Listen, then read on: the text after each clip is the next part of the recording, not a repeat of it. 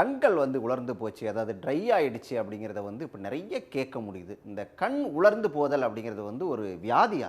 Try ஐஸ்ங்கிறது வந்து ஒரு டிசீஸ்னு சொல்லலாம். ஏன்னா பிகாஸ் இந்த ட்ரை ஐஸ் வந்து என்ன அப்படின்னா கண்ணில் வர நீர் சத்து குறைஞ்சு போகிறது. ஸோ கண்களில் வந்து நம்மளுக்கு கண்ணீர் இருக்கிறது வந்து ரொம்ப ரொம்ப அவசியம். அந்த டியர்ஸ் குறையிறப்ப தான் அதை நம்ம ட்ரை ஐன்னு சொல்கிறோம். அந்த டியர்ஸ் வந்து எதுக்காக இம்பார்ட்டன்ட் அப்படின்னு பார்த்தீங்கன்னா, இந்த கருவிழி இருக்கு இல்லையா, அந்த கருவிழியில் வந்து பிளட் வெசல்ஸ் கிடையாது. ஸோ அது பிளட் வெசல் இல்லாதப்போ அதுக்கு ஆக்சிஜன் அது எல்லாமே வந்து நம்மளுக்கு அட்மாஸ்பியர்லேருந்து தான் வரும். த்ரூ த டியர்ஸ் தான் நம்மளுக்கு கருவிழிக்கு அது கிடைக்குது. ஸோ அப்போ ட்ரை ஐயாக இருக்கும் போது அந்த அட்மாஸ்பியரிக் ஆக்சிஜன் கருவிழிக்கு கிடைக்கிறதுக்கு ரொம்ப கஷ்டம். ஸோ அப்படி இருக்கும் போது ட்ரை ஐ நம்மளுக்கு சிம்டம்ஸ் வரும். அதுக்கப்புறம் அந்த டிசீஸ் வந்து கேன் லீட் ஆன் டு மற்ற ப்ராப்ளம், கருவிழி ப்ராப்ளம் எல்லாம் வர்றதுக்கு கூட பாசிபிலிட்டி இருக்குது. ஸோ இது வந்து என்னென்ன சிம்டம்ஸ் இருக்கும் அப்படின்னு பார்த்தீங்கன்னா, கண்ணுக்கு வந்து ரெட்னஸ் வர்றது, கண்ணு பேர்னிங் சென்சேஷன், ரொம்ப எரிச்சல் இருக்குது அப்படின்னு சொல்லுவாங்க. கண்ணில் ஃபாரின் பாடி சென்சேஷன், கண்ணில் உறுத்தல் இருக்கிற மாதிரி இருக்கிறது, இதெல்லாம் வந்து ட்ரை ஐஸோட சிம்டம்ஸ். சில பேருக்கு வந்து தண்ணியாக வருது அப்படின்பாங்க. அப்புறம் தண்ணியாக வரும்போது எப்படி நீங்கள் ட்ரை ஐ அப்படின்னு சொல்கிறீங்கன்னு கேட்டிங்கன்னா, ட்ரைனஸ் இருக்கிறப்போ ரிஃப்ளெக்ஸ் டியரிங் அப்படின்னு சொல்லுவோம். ஸோ ரொம்ப ட்ரையாக இருக்கும் போது அது ரிஃப்ளெக்ஸாக தண்ணி வரும். ஸோ அப்போ பார்த்தீங்கன்னா சில பேர் டிவி பார்த்துட்டே இருப்பாங்க, கடகடான தண்ணி வர ஆரம்பிக்கும். ஸோ அந்த பேஷண்ட்ஸ்க்கும் வந்து ட்ரை ஐஸ் இருக்குது அப்படின்றது அர்த்தம். பொதுவாக இந்த ட்ரை ஐ பிரச்சனை அப்படிங்கிறது வந்து யாருக்கெல்லாம் வரும்? இதில் ஏதாவது வந்து ஏஜ் கேட்டகரி ஏதாவது இருக்கா? ஜென்ட்லி ட்ரை ஐன்னு பார்த்தீங்கன்னா வந்து middle age group and older age குரூப்புக்கு இது ரொம்ப காமன். பட் இப்போல்லாம் நீங்கள் பார்த்தீங்கன்னா யங்ஸ்டர்ஸே வந்து கண்ணு எரிச்சல் இருக்குது, ட்ரை ஐ இருக்குன்னு சொல்லிட்டு பேஷண்ட்டே வந்து எனக்கு ட்ரை ஐ இருக்குன்னு சொல்கிற அளவுக்கு இருக்குது.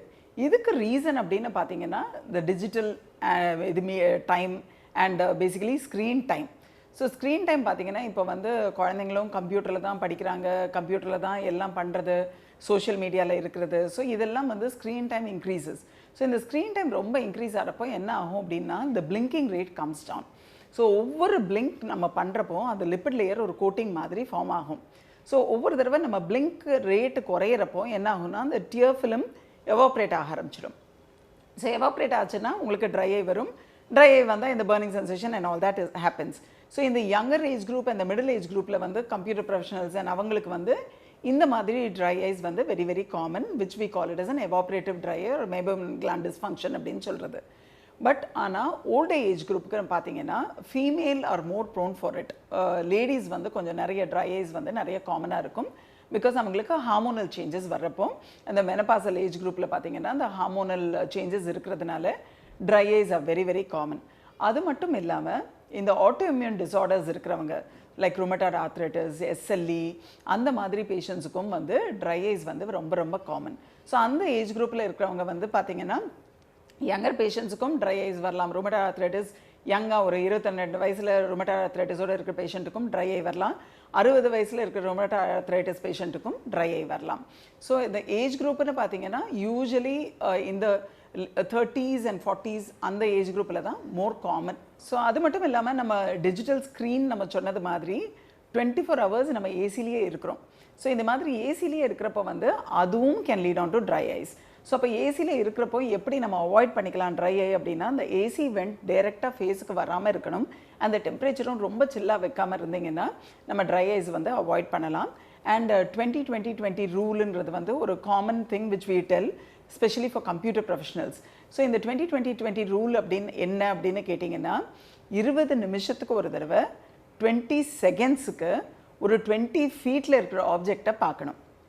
ஸோ ரொம்ப தூரம் பார்க்குறப்ப என்ன ஆகும்னா நம்ம மசில்ஸ் வந்து ரிலாக்ஸ் ஆகும். அண்ட் அந்த 20 மினிட்ஸ்க்கு ஒரு பிரேக் எடுக்கிறப்போ அதை கான்ஷியஸாக நம்ம பிளிங்க் பண்ணுவோம்.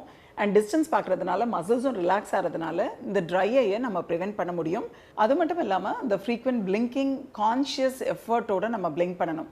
நார்மலாக பார்த்தீங்கன்னா ஒரு பர்சன் வந்து அட்லீஸ்ட் 12 to 14 பிளிங்க்ஸ் பெர் மினிட் பண்ணணும். பட் ஒரு ஸ்க்ரீன்லேயோ எதுலேயோ இருக்கிறோன்னா நம்மளுக்கு அந்த பிளிங்கிங் ரேட் வந்து ரொம்ப குறைஞ்சிடும். ஏன்னா பிகாஸ் நம்ம அதை பார்த்துட்டே இருக்கிறதுனால நம்மளோட பிளிங்கிங் ரேட்டு குறையும். ஸோ அது குறையிறது வந்து நம்ம கான்ஷியஸாக நம்ம பிளிங்க் பண்ணோன்னா அந்த டியர் ஃபிலிம் டிஸ்ட்ரிபியூஷன் வந்து வில் பி பெட்டர். இந்த ட்ரை ஐ பிரச்சனை வந்துருச்சு அப்படின்னு சொல்லி சொன்னால் அது என்ன மாதிரியான பாதிப்புகளை உண்டாக்கும் அப்படிங்கிறது ஒன்று. ரெண்டாவது இதுக்கு என்ன மாதிரியான ட்ரீட்மெண்ட் இருக்குது? கருவிழி ஃபுல்லாக வந்து ஒரு ஹேஸ் மாதிரி ஆகிடும். ஸோ அப்போ உங்களுக்கு பார்வை குறைபாடு ஏற்படலாம். அது மாதிரி ஹேஸ் ரொம்ப நாள் தொடர்ந்து நீடிச்சதுன்னா பிளட் வெசல்ஸ் வந்து கருவழிக்குள்ளே வரலாம். ஸோ அந்த பிளட் வெசல்னால அந்த கருவழியோட இது தன்மை வந்து மாறும். ஸோ இந்த ப்ராப்ளம்ஸ் எல்லாம் வந்து ட்ரை ஐனால வரலாம். ரொம்ப சிவியர் ட்ரை ஐ இருக்கிறவங்களுக்கு கருவிழி இந்த ருமட்டாய்டு ஆர்த்ரைட்டிஸ் அவங்கள அந்த மாதிரி பேஷண்ட்ஸ்க்கு வந்து கருவிழி மெல்ட் ஆகிறதுக்கு கூட பாசிபிலிட்டி இருக்குது. ரொம்ப சிவியர் ட்ரை ஐ பேஷண்ட்ஸ்க்கு நம்ம என்ன பண்ணுவோம்னா பங்க்டல் ப்ளக்ஸ் அப்படின்னு இருக்குது. ஸோ இந்த இடத்துல ஒரு பங்க்டம் அப்படின்னு சொல்லுவோம். ஸோ எல்லாருக்கும் அந்த நீர் சுரக்கும். அந்த சுரக்கிறது வந்து அந்த பங்க்டம் வழியாக தான் நம்மளுக்கு தொண்டைக்கு போகும். ஸோ அழுறப்போ பார்த்தீங்கன்னா உங்களுக்கு தொண்டையில் தண்ணி வர மாதிரி இருக்கும். அது வந்து பேசிக்கலி இந்த பங்க்டம் வழியாக தான் தொண்டைக்கு போகிறது. ஸோ அந்த பங்க்டமை வந்து அடைச்சிடுறது. ஸோ இதை அடைச்சிட்டோம்னா அந்த நீர் வந்து அது வழியாக போக முடியாது. ஸோ கொஞ்சம் நீர் சுரந்தா கூட அது கண்களில் இருக்கிறதுக்காக இந்த பங்க்டல் ப்ளக்ஸ் அது மாதிரி பண்ணலாம். ஸோ இதெல்லாம் வந்து ட்ரீட்மெண்ட் ஃபார் ட்ரை ஐங்கிறது. சன் நியூஸ் வாட்ஸ்அப் சேனலை ஃபாலோ செய்யுங்கள். QR கோடை ஸ்கேன் செய்து சன் நியூஸோடு இணைந்திருங்கள்.